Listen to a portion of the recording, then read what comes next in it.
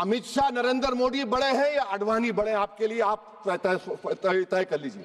अच्छा सर, आपके tribunal sir, railway Clements tribunal, NGT tribunal, income tax, वैसे 14-15 tribunal, Hindu endowment का ट्राइब्यूनल, सबका अपील नहीं होती, रिव्यू होता है। गृह मंत्री सरकार कह रही है कि नहीं रोक दिए, रोक लगा, कैसे रोक लगाते हैं? रिव्यू और अपील में तो फर्क होता है ना सर। आप ही कह रहे हैं कि पूरे कोर्ट्स में बैकलॉग है और आप अपील कर रहे हैं। अच्छा सर, रिटायर्ड डिस्ट्रिक्ट जज 95 में सिटिंग डिस्ट्रिक्ट जज था, जो एडमिनिस्ट्रेटिव कंट्रोल था सीजीआई साहब, उसको निकाल दिए। अच्छा सर, अब आप अभी हमारे मंत्री साहब ने कहा trust, sir Shri Sai Baba trust 2004, वो ये कहता है जो ऑफिसर उसमें काम करता है उसको साई बाबा का डिवोटी होने चाहिए और उसको डिक्लेरेशन लिख के देना पड़ेगा। यहां पर हो रहा तो यहां पर क्यों नहीं हो रहा? अच्छा सर, आप फिर देख लीजिए, ये आपका हो गया सर। हाँ, अब अमित शाह साहब ने सेक्शन 2A के बारे में कहा और उन्होंने इस बात का इकरार कर लिया कि दाऊदी बोहरा के लिए यह बनाया गया है।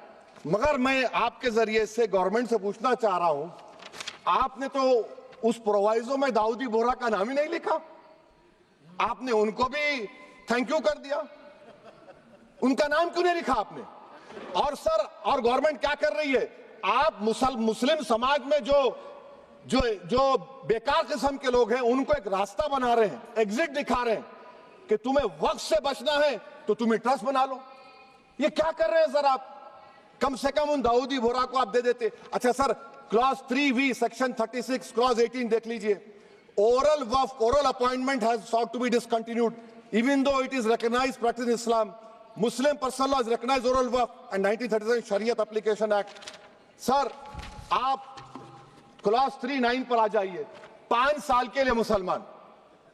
मैं किरण रिजिजू से पूछना चाहता हूं, सर दाढ़ी रखे तो मुसलमान प्रैक्टिसिंग है या क्लीन शेव आपकी तरह है? तो बताइए हमको, प्रैक्टिसिंग क्या होगा? अच्छा, किसी को पकड़ के मॉब लिंच कर दिया और बोले कि JSR का नारा लगाया, और वो JSR का नारा लगाया तो क्या मुसलमान रहेगा? नहीं रहेगा। या फिर देश के प्रधानमंत्री ने कहा था कपड़े देखकर पहचानो, तो क्या कपड़े देखकर आप कह देंगे?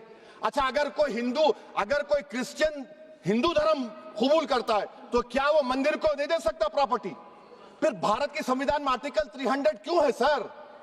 राइट टू इक्वालिटी क्यों है? फ्रीडम ऑफ रिलीजन क्यों है? 5 साल कहां से लाएंगे? अच्छा सर, और एक चीज सर, और एक चीज मैं आपको बोल के खत्म कर दूंगा सर। इस बिल में वक्फ औलाद का सर, इसमें आप देखिए clause 432, the creation of waqf al-awlad shall not result in denial of inherent rights to heirs including women heirs or the waqif or any other right of person। Sir ये article 25 का violation है, शरीयत application act 37 का violation, article 300A का violation है। अच्छा, हिंदू धर्म में सेल्फ एक्वायर्ड प्रॉपर्टी को एक हिंदू, अब उसके फर्ज के 2 बच्चे हैं, वो एक को अपनी पूरी दौलत दे सकता है, कोई रोक टोक नहीं है। वो कहेगा नहीं मैं घर के बच्चों को नहीं दूंगा, मोहल्ले के गरीब को दे दूंगा, वो भी कोई रोक टोक नहीं है। वहां पर आपको बच्चों की फिक्र नहीं है। जब मैं अपनी प्रॉपर्टी को अल्लाह को मालिक बनाकर दे रहा हूं, आप कह रहे बच्चियों की फिक्र नहीं है। इतनी मोहब्बत आप बिल्किस बानो से दिखा देते तो आपके लिए दुआएं देती आपके लिए। तो सर आप दूसरी बात आप देख लीजिए सर, आखिरी बात कहकर मैं अपनी बात को मुकम्मल कर रहा हूं सर। नहीं खैर मैं मुकम्मल कर रहा हूं, स्पीकर साहब बहुत टाइम दे दिए। सर आप देखिए, इसमें अमित शाह साहब बोले कि इतनी प्रॉपर्टीज का कब्जा हुआ, चोरी हुई, ये हुआ। सर क्लॉज 2652A सेक्शन, अगर कोई प्रॉपर्टी बेचता है 2 साल की सजा थी, आपने क्या कर दिया, उसको 6 महीने कर दिया। नॉन अवेलेबल था, आपने अवेलेबल कर दिया।